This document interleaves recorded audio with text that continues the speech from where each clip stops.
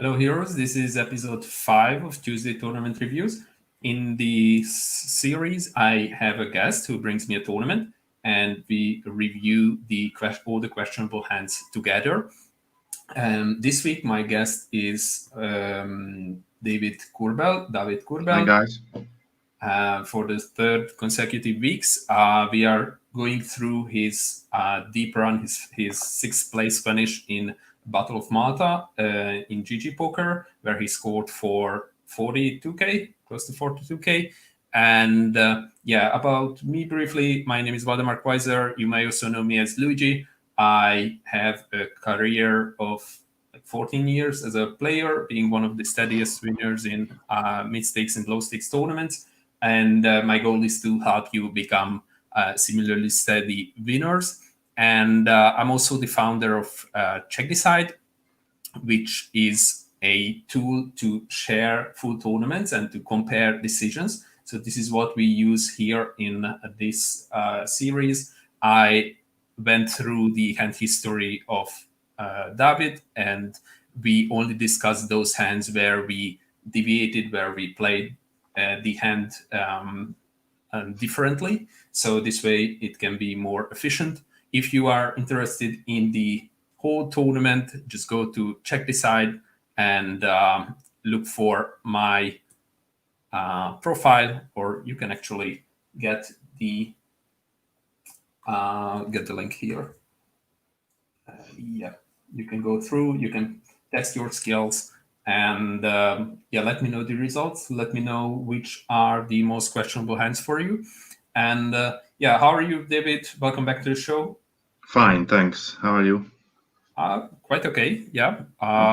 We had a big update yesterday in Check Decide, so we have some cool new features. I'm pretty happy about them, but also working on a lot of other features as well.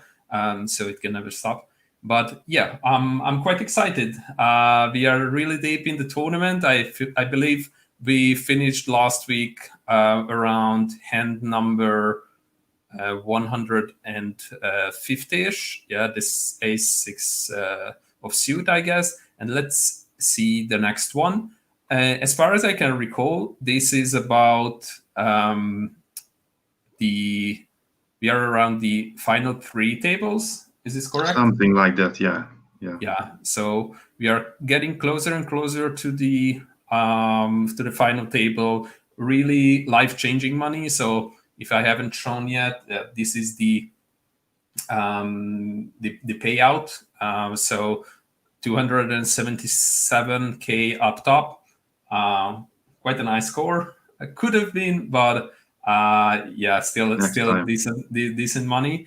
And it will definitely create some special dynamics, which we will go into. But when we are down to the final 3 tables, and we have a decent stack, our goal is to put some pressure on the guys without actually risking our whole stack, or when we risk our whole stack, we want to do that with a lot of fold equity. But there will be a lot of spots where we can leverage their stack or potentially leverage their whole stack.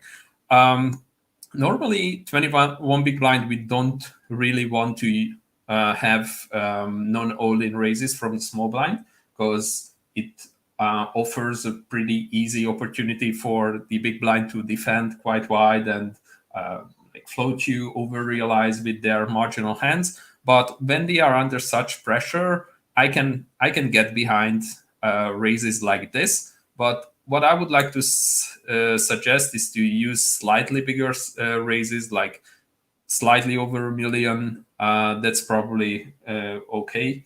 Then they have a much harder time calling you with some marginal hands, like, I don't know, 10-7 of suit, and which under this kind of ICM pressure are quite marginal or not necessarily auto calls. Yeah. And let's see the flop. The flop is quite favorable for you. Probably didn't help your opponent too much.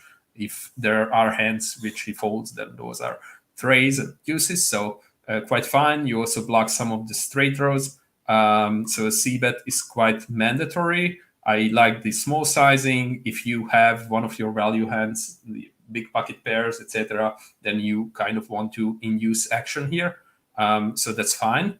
But when you get a call on this 9 turn, I don't know what to think about the second barrel. One thing to note, sorry, my opponent was a Chinese passive fish. So I was not afraid of any traps, any hero calls. I just wanted to barrel him down. Okay. Basically, that was in my head. Yeah, like I'm not sure. Like obviously having the bigger stack, having actually very decent stack, 51 big blinds. You want to put a lot of pressure on your opponent. The reason I don't like this barrel is that you block some of his floats, like backdoor stuff, 7, 7, 6, 7, 5, spades, 4, 5, these kind of holdings, but it doesn't really matter that much. He still has a lot of probably ace high, not a ton of ace highs, but probably he goes with some ace highs. Do you agree with that? Sure, yeah. And and also a lot of hands like king queen with 1 diamond, king jack with 1 diamond, and he actually got king queen. I saw it on the replay. Oh, really? Okay. And he made I want to call emoji. Yeah, yeah. Like that's a very fine call by him. If you raise this wide, maybe he wants to rejam some, but it's still okay. So if he has those holdings, then barreling wide is quite okay. I'm just not sure if you want to barrel your whole range. If you are up against a more educated player, then you should expect to see some traps, some semi-slow plays, like stronger ace highs sometimes, and because your range is very polar when raising from the small blind with these stacks, you either have these kind of crappy hands or super monsters. So it makes a lot of sense for him to slow play and call with ace 9 suited, ace 10 suited, king queen suited, king jack suited, a lot of suited hands. Suited hands mostly want to call there, even some really strong like high card suited hands. So that's why I think you have to be somewhat cautious, but still it can work fine. If you just fold out those type of holdings, then it's okay. And the next one is ace 8 of suit, where we face a button open, and I suggested to make a non-all-in re-raise. You went for the all-in size. There is not much of a difference. Like maybe the big blind shoves with ace queen, ace jack sometimes if you just make it small, but if you jam, then maybe they fold that holding, having no fold equity, and it doesn't really matter, but you definitely want to play this hand, this spot aggressively, especially if you are up against someone who is not like cautious with the raises as much as they should be. If you remember, we probably already covered the problem of the 17 big blind open raises earlier. What we see from the button is that actually in game theory optimum play there should be basically no min raise from the button with 70 big blind. The reason is that you offer extremely good risk reward ratio for your opponents to rejam on you. So you put in 2 big blinds. There are already 2.5 big blinds in the pot, and therefore they only have to risk like 16 big blindish to win 4.5 big blind when they succeed with their resteal and you fold. So this makes a lot of hands very profitable for them to rejam, and that's why like Game Theory Optimum suggests rather to have limping range only, and this is particularly true if there is huge ICM pressure on you. So if you have 17 big blind, you don't really want to raise call with hands like ace 9 suited, ace 10 offsuit, pocket 6s, pocket 5s. So you either want to jam those or just limp those. But given that your raise calling range is more narrow, you have to be even more cautious with your open raises, especially if you are up against beast like David Kurbel and the other guy on the big blind may also just rejam on you, having no one behind him. So yeah, this is a very fine resteal, and I don't see a huge difference between rejamming and non-all-in raising and folding to the big blind. Yeah, I just made a note that we got to the final 2 tables here, and let's see this one. Yeah, you made a raise call here. Let's see how it looks like. You have 39 big blind and you open to these guys. Actually, jamming is an option. In a weak field, I would not like to do that. I would rather go with raising and deciding. And against the big blind, I have a fine chart for this. So he rejammed with 14 big blind, and you made a min raise. So let's see this one. So what this Excel chart is based on a lot of Hold'em resources calculator results, and what it does, it shows you a bunch of ranges and how you do against those ranges. So 14 big blind rejam, the starting pot was probably something around 2.2, and no bounty on the restealer. Opener is blind. That's not true. Restealer is blind. Yeah, he's the big blind, and you have ace 9 offsuit. And now we see the ranges and how we perform against those ranges with the raise call. So yeah, do we have anyone in the chat? Do we have some regulars like Adrian, Hetty? Not yet. Maybe they arrive later, or maybe I should reschedule these sessions to days when there is no Champions League. Whatever. Let's see how we perform against these ranges. So if this call will be profitable if your opponent starts rejamming hands like 10-9 suited, Queen 10 suited, King Jack off, and obviously all pairs. That's very reasonable.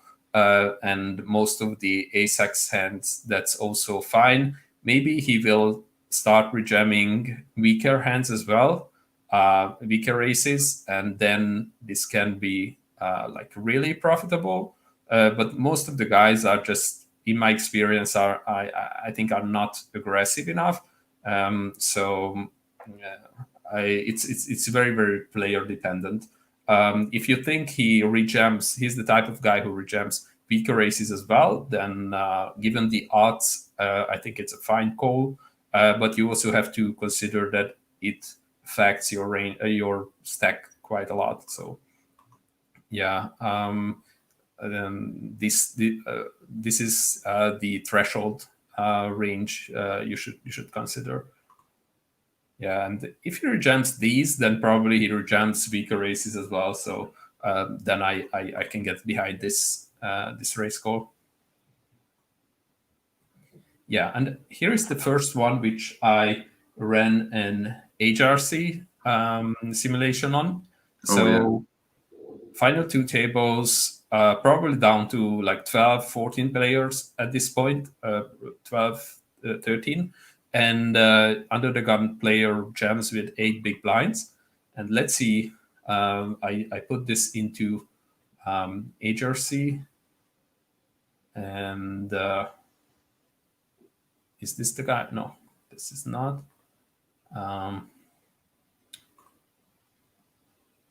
No, so we are looking for like this is quite weird for GG Poker that they don't show the screen name, so it's a little bit harder to find. No, this is not that one. Nope. Where is it? Let's go one by one. No, so this.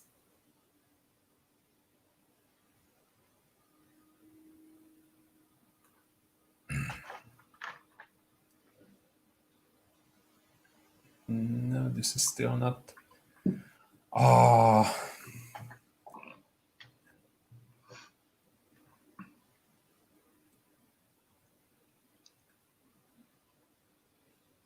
No.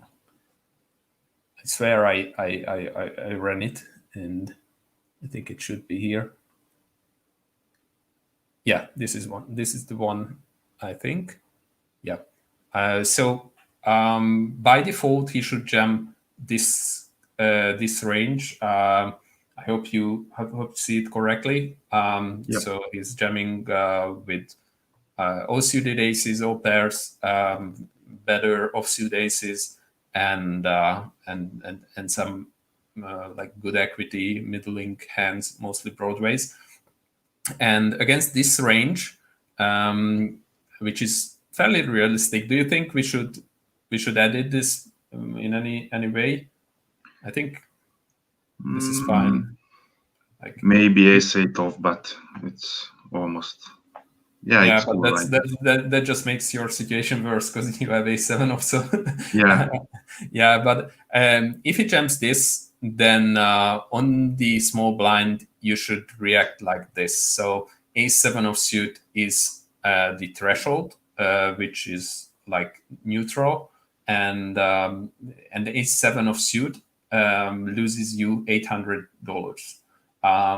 And I want to emphasize this because these are those kind of moves which you should be very, very comfortable with. You should be very experienced in these kind of push fold situations, because these are the decisions which make up for all the buy-ins you put into unsuccessful tournaments. So when like I've never seen any of my students bringing me any such hand, because first of all, they only risk 8 big blind. Second, this was quite a simple situation, and to make it even worse, you actually banked the 7, so you won the pot, and no one ever analyzes a winning pot. But I think this is extremely important to be very comfortable and not to make such mistakes, because $800 mistake is quite significant. Yeah. I think you can agree with that. So yeah, and the more experienced you are with these, and you can find a lot of these spots, the more money you can make in tournament poker. And these are these are more important than any fancy bluff or fancy hero call you make like once in a blue moon. But the real winners, the real steady winners, are very, very comfortable with all these situations. Yeah. So let's see the next one. He was a high stakes beast, by the way, so I wanted him out.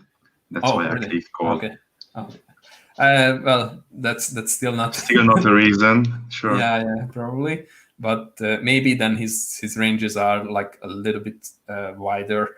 Yeah, I by default I clicked on fold, but actually I really like this 3-bet, especially if you had the read that he raised too much. He was really active, super active. Yeah. and then you can put a lot of pressure on him. He doesn't really have room to 4-bet you non-all-in here. So yeah, I really like this. Obviously, it's very easy to overdo this because there are a lot of offsuit aces you can pick, but probably works well. So I can get behind that. The next one is also a tiny one, but I think when you are a big stack against a very short stack, you can complete these, and they will not punish you enough. They will be scared. They will be happy to take a flop, and then these kind of low holdings over-realize a lot. Hello, Anna. How are you? Welcome back to the show. And yeah, so completing this and betting on a lot of high flops, which he probably doesn't have covered, like ace high flops, king high flops. This 6 high hand can over realize a lot, and if he jams on you, then you lost half big blind. So no big deal. Agreed. And yeah, this is another one which is somewhat questionable. Let's see. Hopefully, I find this one sooner. Yeah. So this guy raised, and you decided to commit your chips against him. I guess you decided to commit it, or yeah, you were not raise folding it. Yeah, I was planning to re-steal, but that 40 big blind stack in the small blind made my situation worse. So my plan was to 3-bet call. Yeah. Yeah, like this is very, very questionable. When there is ICM, you want to be very cautious with, like, you want to differentiate between equity type restills and fold equity type restills. So when you make a resteal against someone, your value will come from two sources. The first one is your fold equity. So your opponent raises a wide range, and facing your 3-bet, he can only continue with a narrow range, and the difference between the toes, between the two, the gap between the two will be your fold equity, the times when you pick up the pot uncontested. And when you have an ace in your hand, or even just a king in your hand, it increases your fold equity, not only blocking the strong hands in your opponents in the open raises range, but also blocking the strong hands in the ranges behind. And there are 3 ranges behind, which is really important in this situation, even if you have a strong enough hand to go all in against 2 of them. But still, the chance that they can wake up with kings, aces, ace king, etc., decreases the value of your move. So this hand is an equity type move, which has decent equity when getting all in, probably better equity than ace 10 off or ace jack off or ace 9 off, whatever you may consider rejamming here. But when ICM pressure is high, you want to avoid actually playing flips or playing even good equity situations like 45%, 55%, whatever. You want to avoid these kind of situations. So you have to differentiate between fold equity type restills, which mainly contains medium aces, or depending on the situation, like low aces, whatever. And this is also true for open pushing. You mainly want to pick hands with higher fold equity, and not based on equity. So yep. This is one thing you want to keep in mind when approaching big final tables, that you probably want to avoid these kind of spots. But this is a special situation because the guys behind you are really short stacked. So you obviously don't really worry about the big blind because he has only 4 big blinds, and the button only has 8, and the other guy you can comfortably fold against his shove. So in this situation, I checked this one, and maybe this is not the one. Yeah, but this is it. Yeah, like depending on how you set the ranges behind you, this can probably make you like a couple $100 or something like that. Well, it's very far from printing money, but it does better than I expected for the first site. And the lesson, even though it's profitable, the lesson you should learn is to be very cautious with this type of equity type, but no fold equity, no blocker type risk deals. So because if you have 3 guys behind you, chances are you actually have to play these. So yeah, but it worked. Agreed.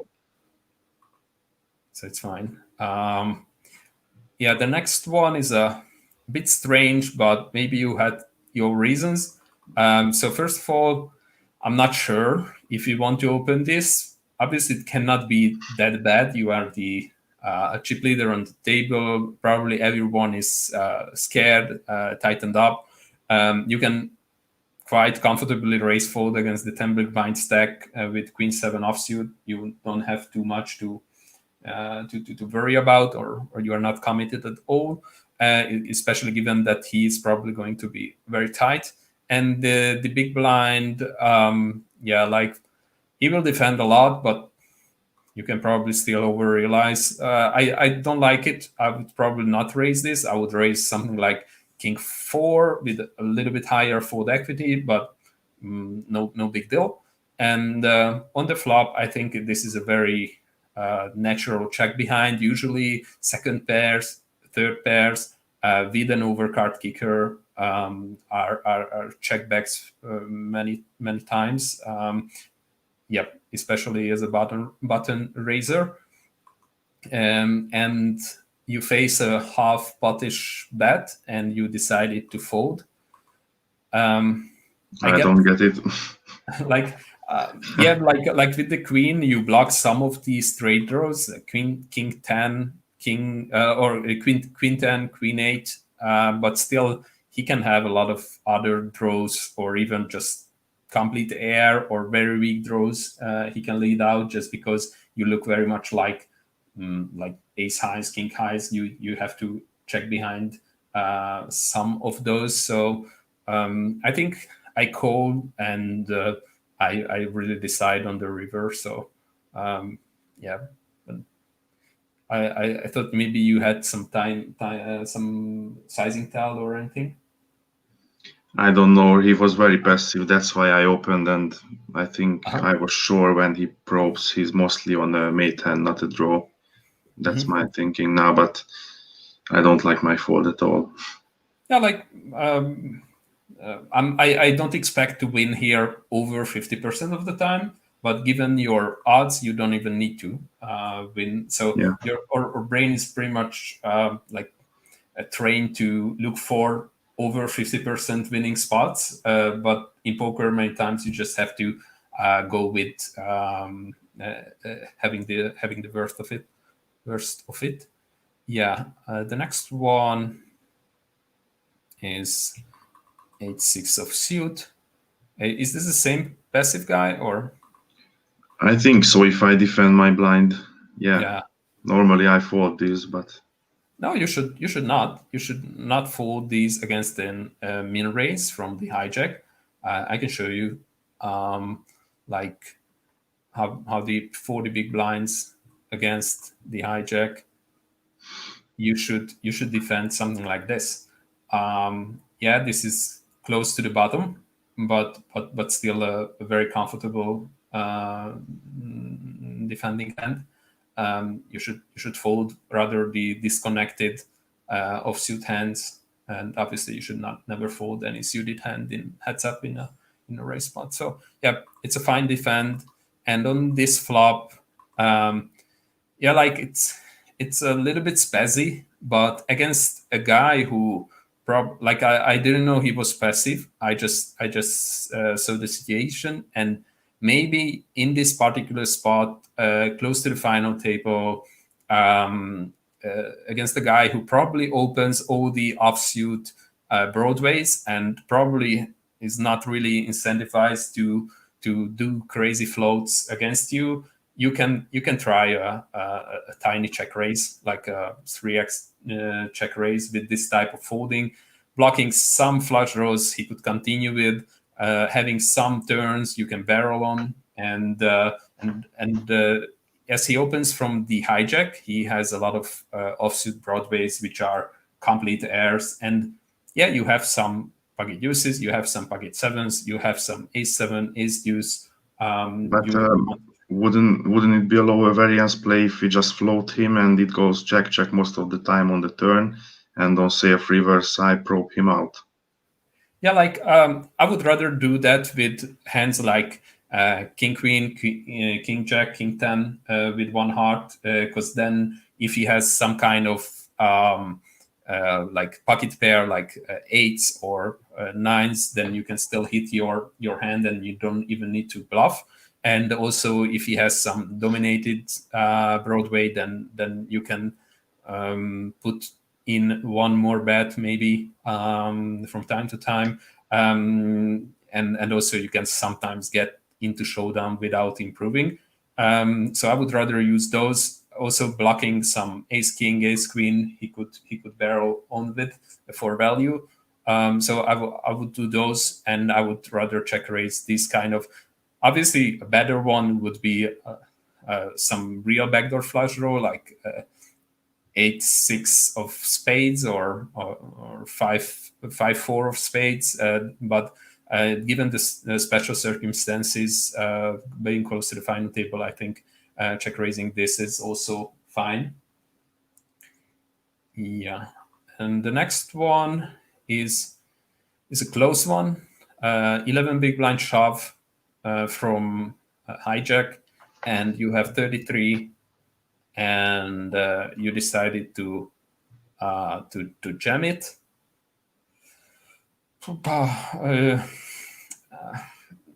Yeah, like it's very, very close. I think I did some simulation on this one as well. So FA7AB is the name of the player, and no, this is not that one. That's not either. No, and no. Whatever. Yeah, I think this is this is the one. So under the gun folds, he jams. First of all, we should take a look at his jamming range. Do you see any outrageous or anything which is not realistic? With 11 big blind, he probably doesn't shove with these. I can easily imagine them folding some of these hands, or actually like waiting down. Like I would add ace8 and ace7 off. I think he was, if I'm correct, a more active Brazilian player, Douglas Ferreira. I think. Yeah, he's definitely a regular, but I think he is somewhat on the tighter or more conservative side. I can't really recall him like his play, but yeah, like I think this is quite okay. Maybe he doesn't jam these low pocket pairs which have zero blocker value, so they are very, very marginal pushes. But let's go with this range, and then we can see like how you do with ace jack off. This is still a very, very decent get it in. Yeah. The question is whether to just call and fold if the big blind folds. The big blind needs an extremely strong hand here to jam over with. I don't really see them jamming here with, I don't know, definitely not anything worse. And maybe they are even scared with like nines. I would hate my life there. Like, what do you think about the big blind? What would he jam in with if you just call? I think jacks plus ace queen suited, something like that. Yeah, like if you jam, you may fold out. You probably fold out ace queen suited, but not ace also king. fold out tens and nines. Yeah, tens and nines. Nines is questionable. He may even just fold it. I can very easily imagine him folding nines here. Yeah, mostly. Yeah. Yeah. So tens and ace queen suited are basically the difference. And on the other hand, when they have ace king, which they probably never fold if you jam, then you save your you save your S, you save your tournament life, and yep. I think calling here, given the particular situation, is somewhat better, but no big deal. Unfortunately, you lose this. But, c'est la vie. Yeah, and I lost the next hand as well. Yeah, like, but that was something standard, so yeah, whatever. Yeah, and we get to the final table.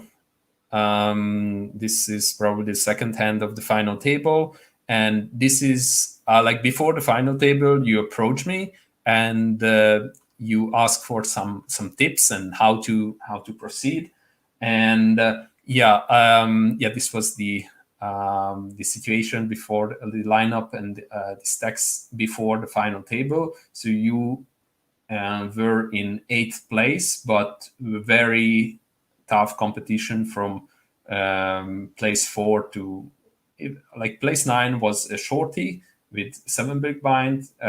So you started the final table under huge pressure.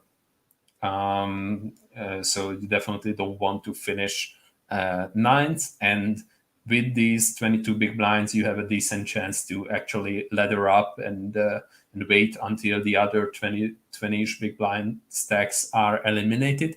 And we started the preparations with some shard scope searches. And if you are interested in my thoughts on how to run shard scope searches, I highly recommend this article for you, which is in the blog section of Techdecide. I think it's a very good read, and I think many players just misuse shard scope and they don't get the max out of this.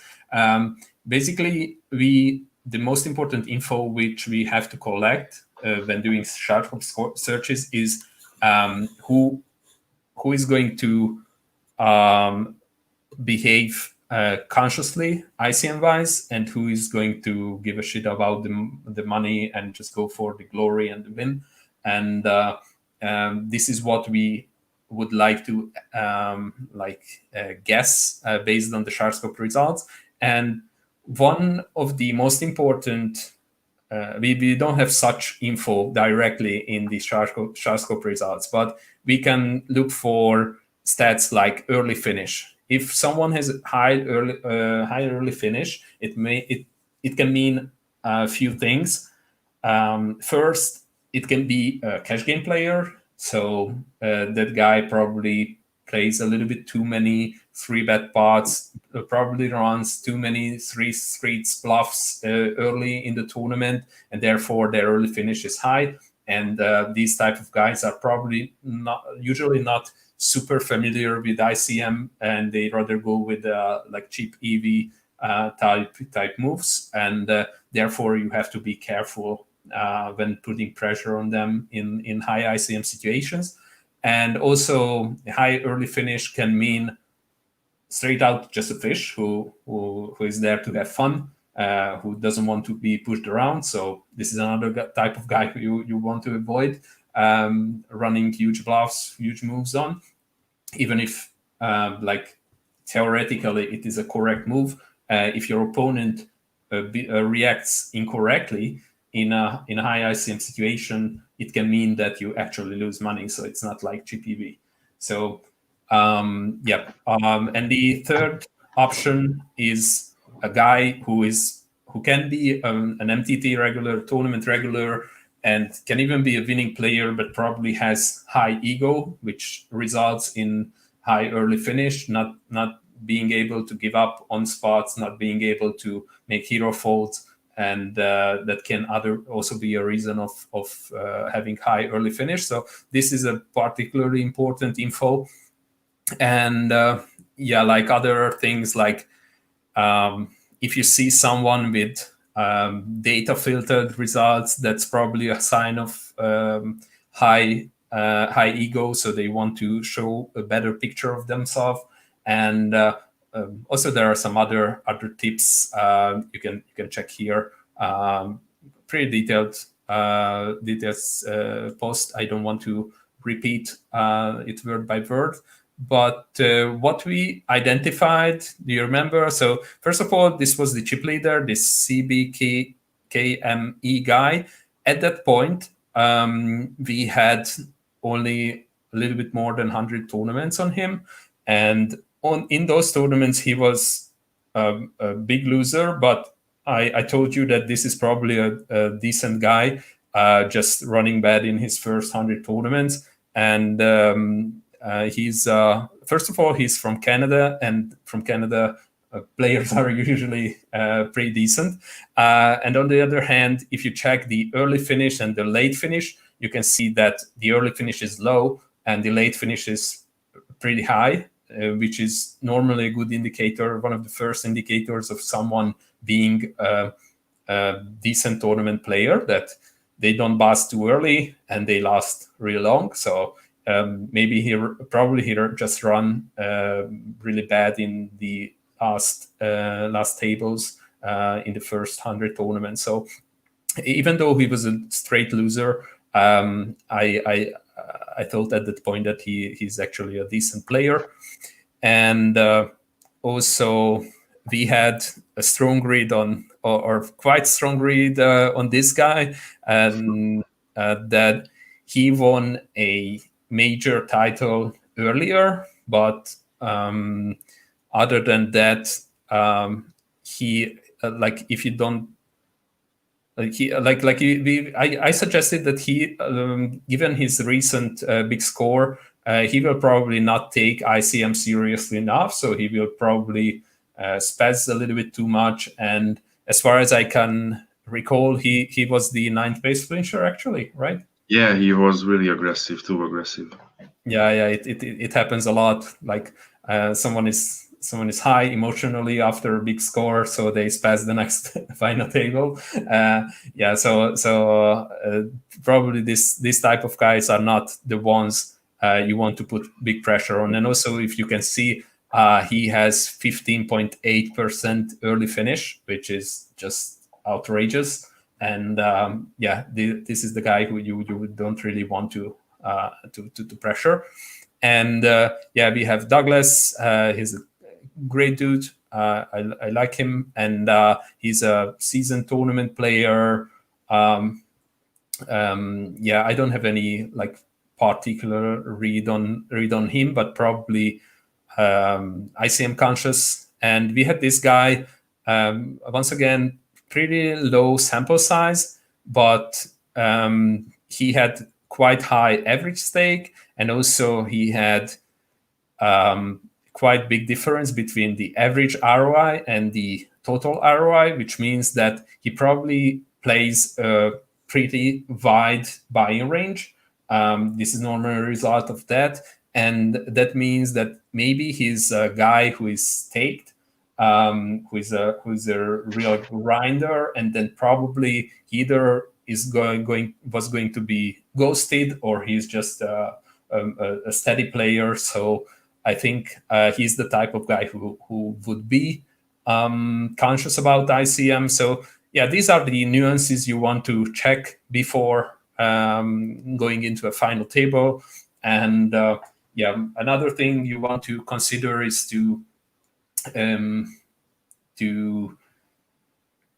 form a step-by-step emergency policy or emergency to-do list. So whenever there is a big spot, and it can happen easily that your thoughts are just narrowed and often just narrowed down to one exact thought circling in your mind, and these can lead to a very like spazzy move or a move where you actually burn money, and you want to avoid this. So therefore you want to create a list like what I want to do when I'm in a big pot. Before committing many chips, I want to check where the exact holding stands in my range. So this avoids you to commit chips with hand which is at the bottom of your range. And another important question you want to ask is, what's your read on the population? Do they really overbluff there, or your read is rather that they underbluff in that exact situation? And another question which I had on my emergency list is to ask whether the current hand of mine is a rather a positive blocker or a reverse blocker to the strong hands in my opponent's range. So therefore, I don't want to make calls which actually block the bluffs of my opponent, etc. So back to the final table. We have a huge pressure on north-south. There are a lot of players with 15 to 20 big blinds. We are one of those, and there is one short stack with 4 big blinds, and there are some big stacks who will probably put a lot of pressure on us, and everyone folded to us here, and we have king 4 suited. If your opponents are guys who are identified as ICM conscious, either like scared money. For example, we had this guy, this Dingamu. This is the guy with average stake of $50, very low average ROI, very low total ROI, and yeah, this is kind of a break-even player, almost definitely a scared money. So if he's the guy in the big blind, I can get behind the raise. This is actually a decent hand to raise, but you have to be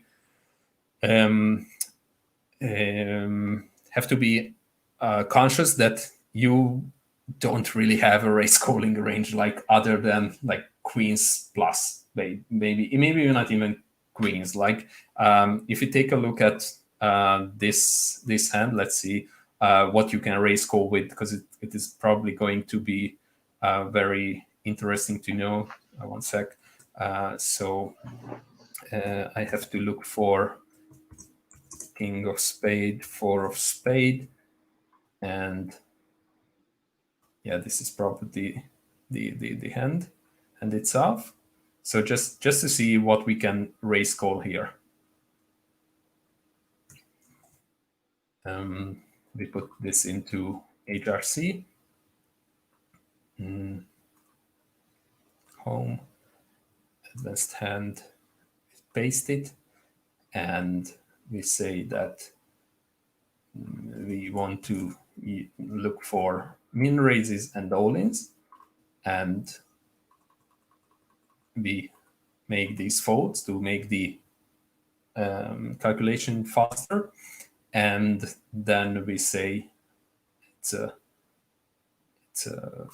finish.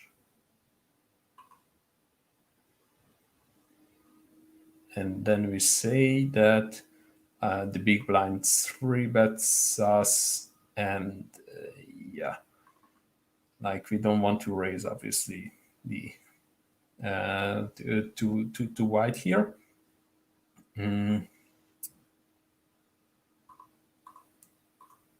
So let's say we want to raise these kind of hands. Just a very not realistic raising range. Yeah, I would actually jam most ace-x. So yeah. But just for the sake of demonstration, I'm going to show you like how the raise calling ranges can look like in this situation. And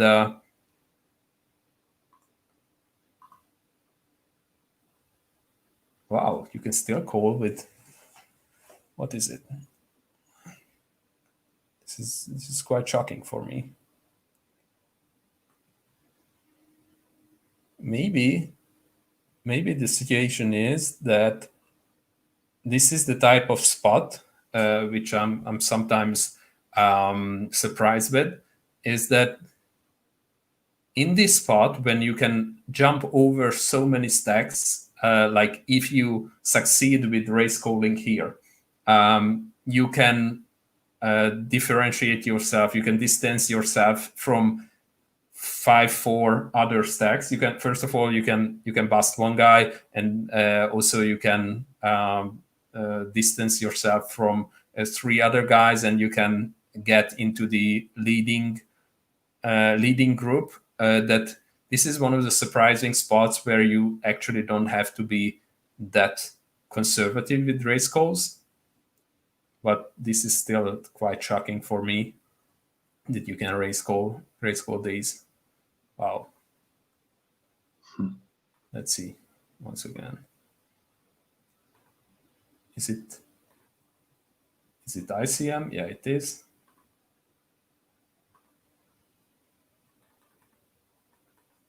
I just don't get this. Yeah, but probably that's the reason behind it. Let's see. Maybe I did something wrong, but yeah, still quite wide ranges. Yeah, I thought it would be some ridiculously nitty range we can raise call with, but yeah, there are some situations like this when you can, yeah, when you can distance yourself from other guys, and then you don't have to be super nitty with the raise calls. This is probably the case here. But on the other hand, the big blind, the move from the big blind is a very good one. It puts a lot of pressure on you. He can still quite comfortably fold with some of his light moves. So if he has something like ace 4 of suit or something like that, or even like king deuce suited, maybe, like this type of high-low hands, then this is a very strong move. This is definitely not GTO, very far from it. You don't have non all-in 3-bet ranges, 20 big blinds deep, out of position or in position.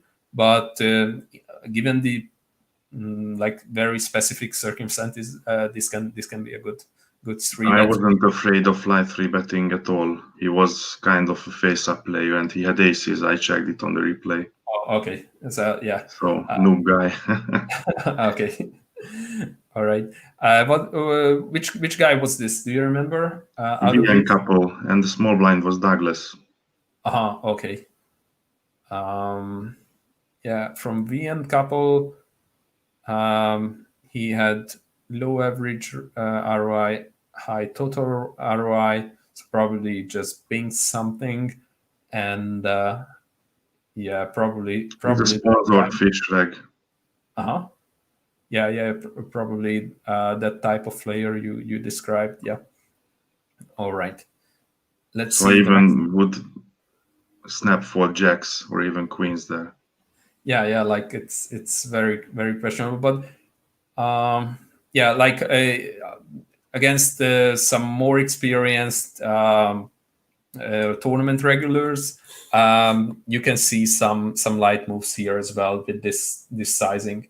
And actually, if you are in his shoes, it is quite a good one to make this, because it can put a lot of pressure on the button, especially early in a final table. So yeah.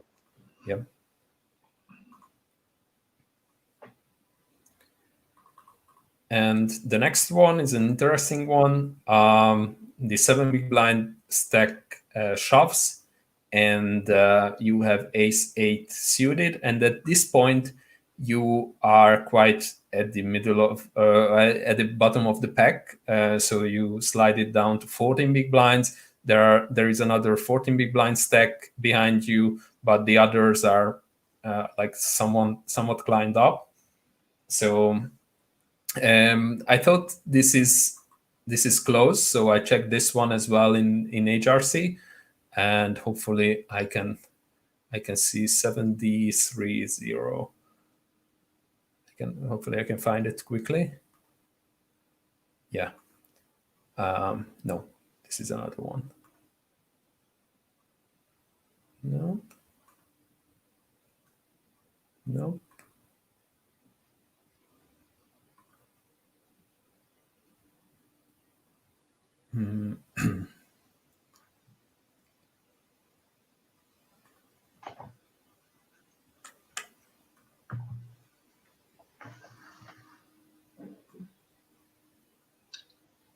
Still not.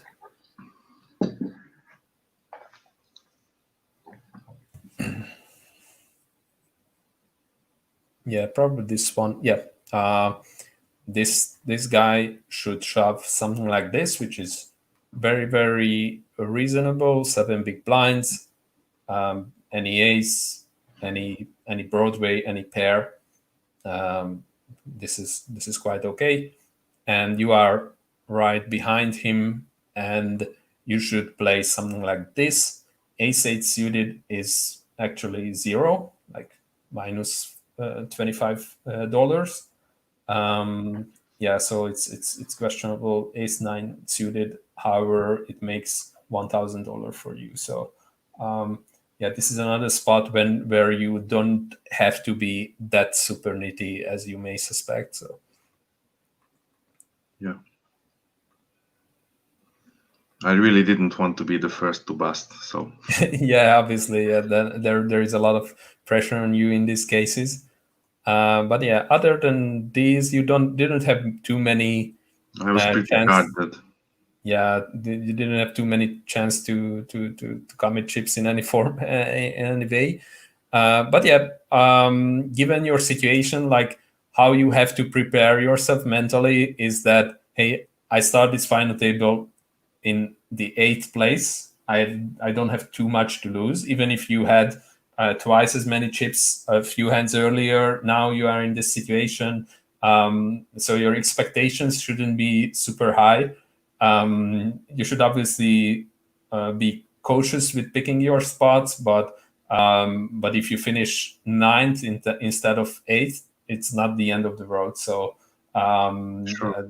This should be the mindset, but obviously you get to these kind of huge final tables very, very rarely, and you want to enjoy those. You want to, you would definitely feel very disappointed busting in the last place, but I still think like detaching yourself emotionally from the prices is very valuable. Yeah. This is one thing I didn't like at all. So the guy 3x'd into 3 short stacks. I think this is rather a fold. Did he do this very often or very wide ranges, or just? It was a strange dynamics on this final table. I hasn't seen anything like this before. There were a lot of 3 and 3.5x opens. So I put him on a pretty wide range, actually a wider range than a me raise, because he wanted to generate more fold equity. That's what I thought. Mm-hmm. So if I flopped any pair, was this Mark Herm or another? I think it was CBKME, the other big stack. Okay. Well, I still think like it's very questionable whether you can commit 2 big blinds of your short stack just to see a flop, and then many times you just have to check fold. And even if you hit, you don't feel thrilled about it. Obviously, you go with it, but it's not like printing money given the other short stacks. So I think this is just a fold. even if you have a very decent hand on the big blind. There is a 3 big blind stack. There is another one with 7, another with 10. You just have to sit on your butt and wait for some push opportunities. Yeah, I think it's a quite clear fold.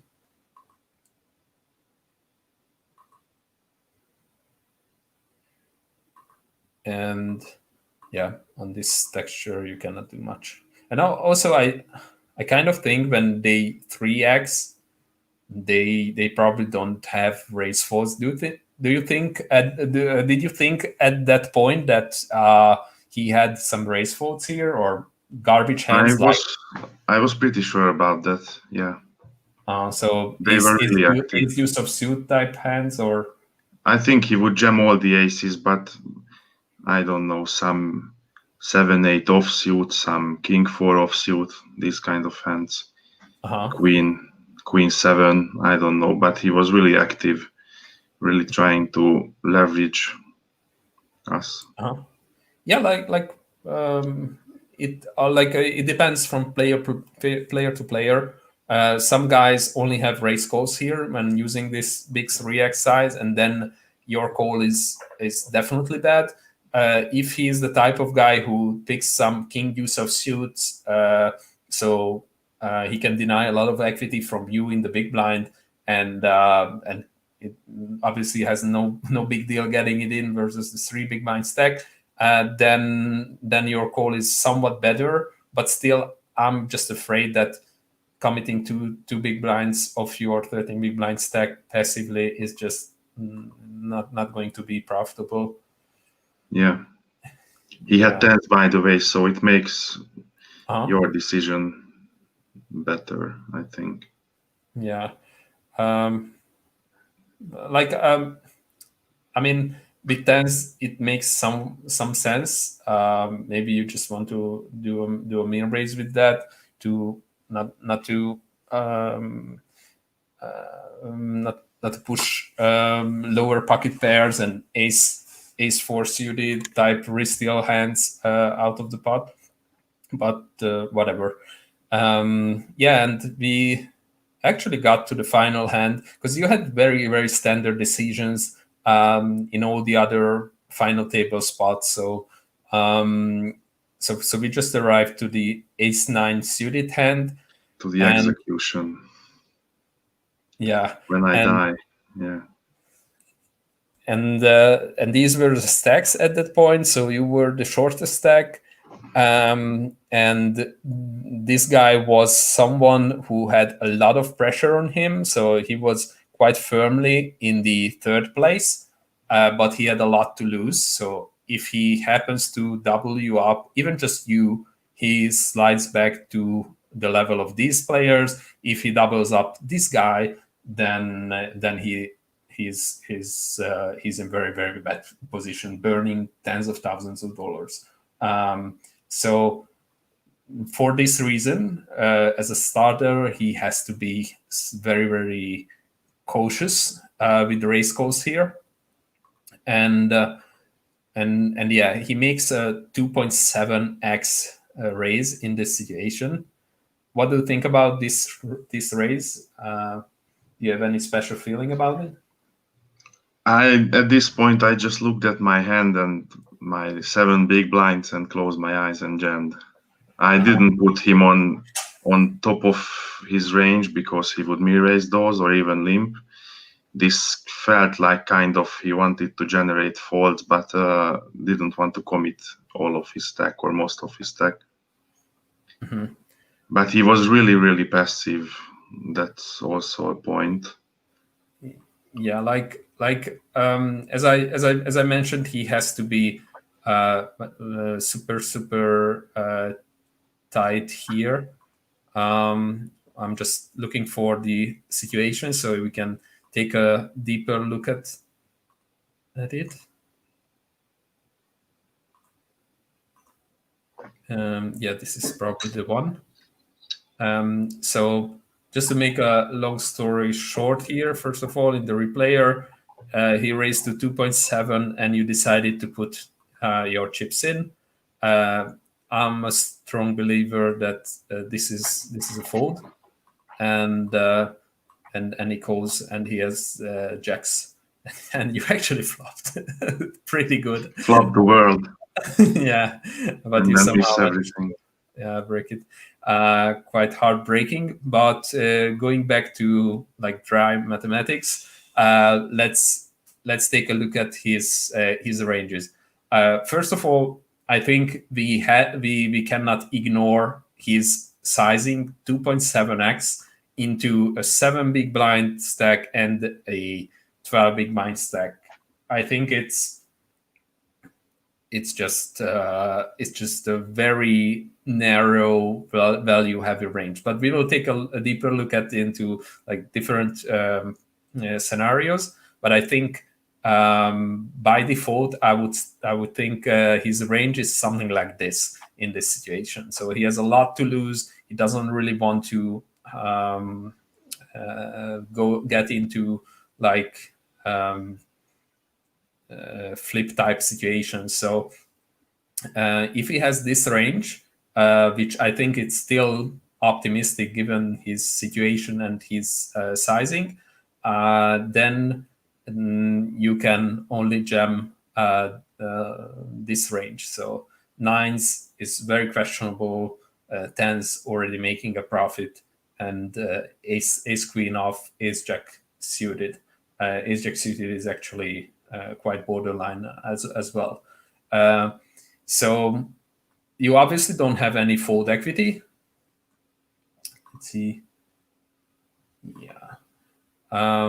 So you don't have any fold equity. So you will never take the pot down. Let me see how can I arrange these windows. Maybe like this.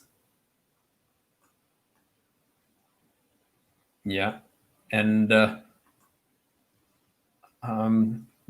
problem is when he makes such a raise to 4.3 million. This is the type of raise which I don't think he folds too many to the 12 big blind stack either. Maybe he has some hands. He's planning to raise call against you, but raise fold against the big blind. Do you think? Yeah, I was thinking about something like this. I expected me raise from his strong hands, a lot of jams, and kind of the middling hands with this size. But he fooled me. Yeah, like I think given his situation, like how much he has here to lose, I think jacks is a kind of middling hand in his spot. So so to be honest, I would expect something like this, rather like picking out sevens, eights, and probably these hands he's jamming also with. Maybe he raises some hands like this to go against you, but not going against the big blind. I'm not sure what, like, he should probably jam these. To be honest, I can easily imagine him just having like these type of hands with this sizing. This would be my best guess, to be honest. Maybe even not like nines, given his circumstances. But yeah, something like this. Like let's just take a look at this. And then I won't look. Yeah, like obviously then you Burning. earn like 9,000. That I've created a new video for you just for this hand.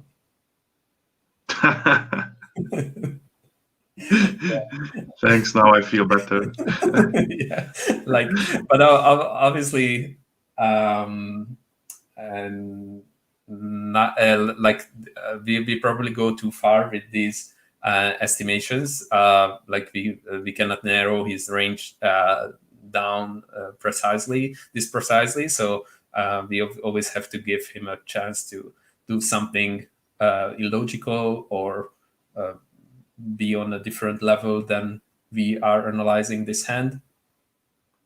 So So yeah, sometimes he can have hands like this. Ace king, he may want to induce but doesn't really want to see a flop, and then he makes this. Maybe he raises sixes with this sizing, going against you but not going against the big blind, or going against one of us but folding if both of us go all in. So we can never really narrow down his ranges too much, but we can see that actually practically it can be a big disaster getting ace-9 suited in. And even against this one, ace-9 suited loses $8,000. Let's just play this. Yeah, I really misread this hand. Yeah. So. Or the situation, not the hand. Yeah. Yeah. So Baba Booey, welcome to the show, and thank you for the suggestion. Yeah. Baba Booey says that ace-10 off, ace queen off would also raise big here.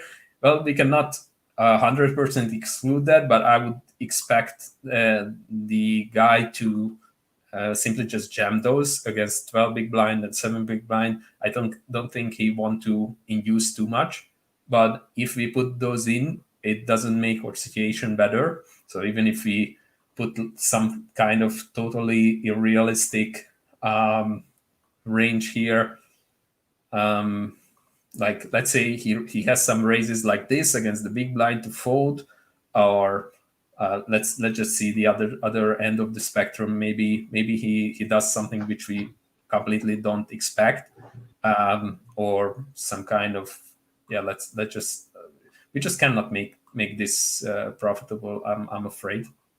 Yeah, in this case we can have a profitable move, but this is very, very far from realistic, especially given that you said raising likely he was a passive player. So I think I have the bad news that you probably exited this tournament unnecessarily, but still a very nice run and a very strong play. And I think you saw some examples where you can still improve. Actually, Sure. I learned a lot from these, especially the ICM spot on the button when there were many 20 big blind stacks. I still cannot really like comprehend that one. I will take a deeper look into it, and I will share it in the Discord server. Like what I get to at the end. What could be the reasons behind that? Yeah. So Baba Booey says that it would be like checks. Let's take another let's see what Baba Booey suggests. It's a great dude. He deserves an extra simulation. So jacks and eights, ace jack suited, ace 8 suited.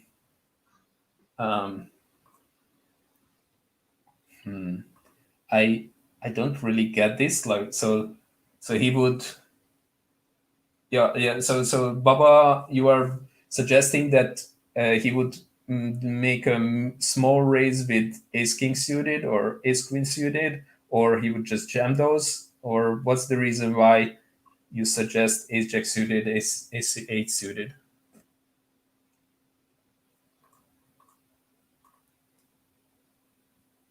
Yeah, so he said he's saying that he would the button would probably small raise. Yeah, that's a possibility. I'm not sure about those. So let's see whether this can be good for us. No.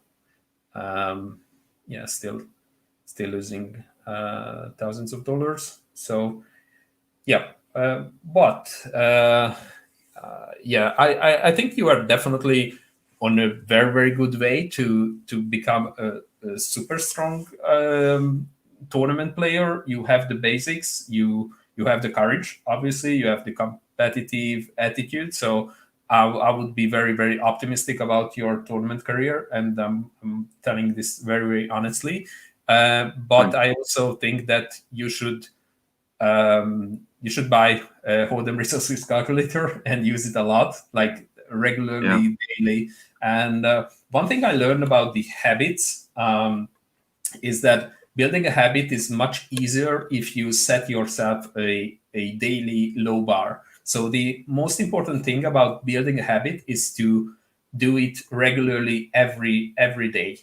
So you should rather do very small steps every day than setting a high bar for yourself and missing many days, because then your habit is ruined. So for example, I'm in the process of building a habit of running, going for jogging every day. And my low bar is to run something like 200 meters. So it takes a few minutes of my day. So I cannot make an excuse that I don't have time for that, because it's like 2 minutes. And also it's not, it doesn't put that kind of pressure on me that hey, I'm tired today, I cannot run, or anything like any excuse like that. So that's why it is important. You can apply the same with HRC simulations. Like you can see how important it is to do that regularly every day. And you can set the low bar that I'm just going to paste one hand of mine into Hold'em Resources Calculator every day. But and this way you can avoid all kind of excuses. You can avoid postponing starting it to start it.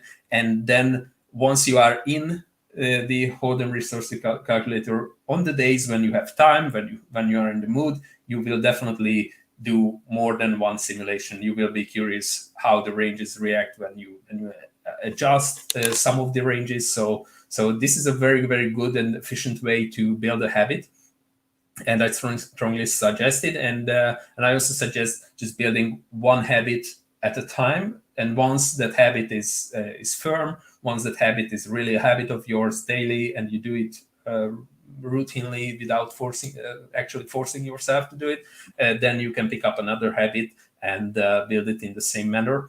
And it will work for you very well. And these kind of very precise, very detailed simulations are probably the most important for you in your game. And this is my best advice at this point. And actually, I think we can cut this show now. This is somewhat shorter than the earlier ones, but it's Champions League time anyway. Usually guys leave at this time, so I don't want to rob anyone's time. We will be back next week. I haven't fixed any guest yet, but I think I have some candidates, so I'm pretty optimistic about those. Maybe it is going to be a mental coach if he has time. Maybe it is going to be someone from our Discord channel. And see you guys next week. Thank you, David, once again for being here. It was a pleasure being this tournament. And see you next week, same time, 1 p.m. ET. Yep. Bye, guys. Thank you very much.